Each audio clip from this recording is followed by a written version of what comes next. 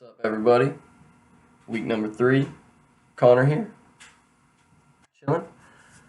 Uh, so week 3 was really good. Um, been taking on a lot of patience. One when it's slow, to two to even balancing and juggling three.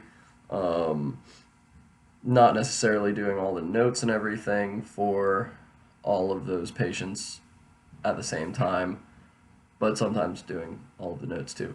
Because a lot of the times we'll have one Medicare patient with the PT or one Medicare patient with the PTA, and then we'll have like five non-Medicare patients all going on under one or the other at the same time too. So a lot of times the PTs and PTA, or the PT and the PTA, have to like do Graston or A-stim or cupping or this or that um, in the first 15, 20 minutes, and sometimes entire treatments consist of the manual therapy. So in cases like that, that's when I'm taking on a lot more patients than uh, I ever have.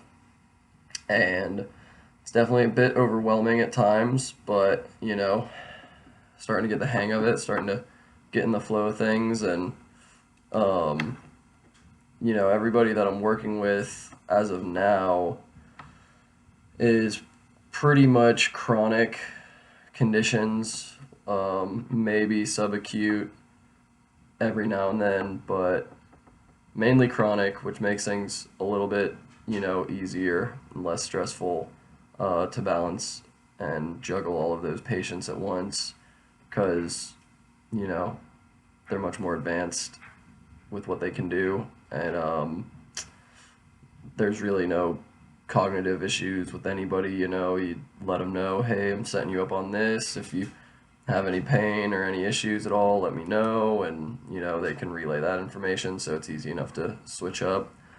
Um, Getting along with my PT and PTA there at Cora.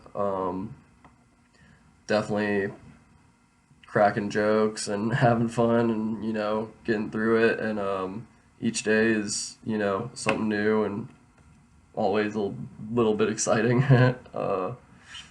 Been observing the PT with one of her neuro patients, which we actually have like no idea what happened to him, kind of, and the doctors call it Lyme disease. But and I think I may have mentioned this before, but yeah, doctors call it Lyme disease, and I mean he's presenting with way more of like a Guillain-Barré kind of uh, like symptoms and stuff, difficulty walking and like maintaining upright. He's got tremors though, and I mean honestly, it's a really crazy case. Um, Young guy too, probably like like mid late 30s. Um, and he's super fit before, and honestly, that's the only reason why he's got such a good chance at any sort of recovery now. I think because if it happened to someone older and less physically like in physical condition, peak condition, then it would probably be debilitating. He's a powerhouse, and yeah, it like makes it almost impossible for him to swallow, and makes breathing really difficult for him, and he can't control his breath. He can barely talk, so like he's always moaning. But there's different things that the PT has done with him to try and get all that under control. Some days he's louder than others. It's really interesting. So that's one case that I might end up writing about for not the in service, but another research topic. Just prompt myself to do some research, see if I can maybe help figure out what's wrong with him. Uh, yeah, that's a crazy one. But aside from that, yep, mostly chronic conditions, doing knees, ankles, rubbing some feet here and there, and cupping a lot now, which is fun. Like I'm definitely gonna buy myself a set of those things because I think they're magic. Got some on my traps and upper cervical spine, and let me tell you, when all the tension from behind my face just disappeared while they were on, it's like magic.